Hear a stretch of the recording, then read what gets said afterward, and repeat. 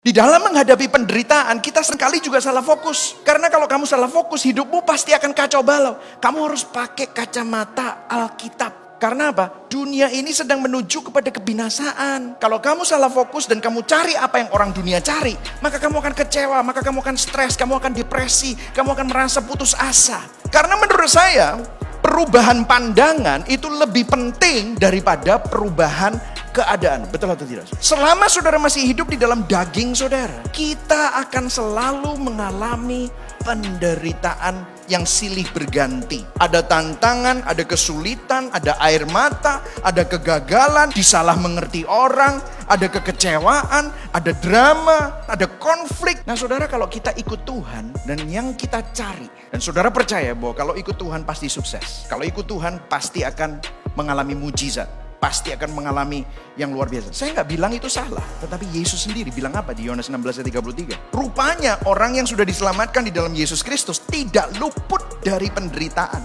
Semuanya ini kukatakan supaya kalian mendapat sejahtera karena bersatu dengan aku. Di dunia kalian akan menderita. Tetapi tabahkanlah hatimu, aku sudah mengalahkan dunia. Seringkali yang menyedihkan adalah di gereja mereka berpikir kalau ada sesuatu penderitaan terjadi, ini para pendeta kita semua perlu bertobat. Soalnya bilangnya begini, mungkin kamu kurang doa. Kalau yang matre, mungkin kamu kurang perpuluhan. Kita perlu bertobat.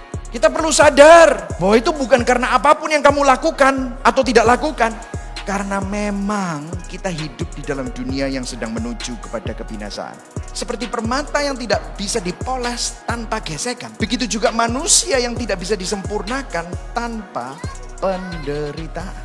Tadi saya udah jelaskan, hashtag kita bukan tempat untuk orang sempurna. Tetapi kita semua disempurnakan. Saya mau tanya sama saudara, kira-kira Tuhan menyempurnakan kita lewat apa?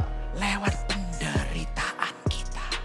Mujizat yang terbesar bukan waktu kamu gak ada duit, dapat duit. Mujizat yang terbesar bukan waktu kamu buta, gak bisa ngelihat, dicelikan. Waktu lumpuh berjalan, bukan itu.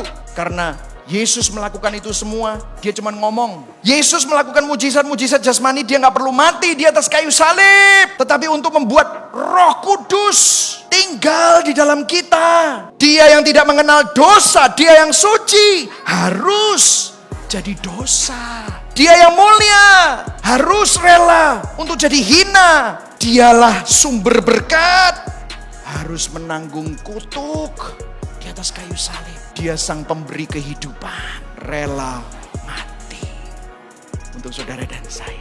Lihat persoalan dasar manusia ya, kejahatan. Yesus mengalahkan kejahatan.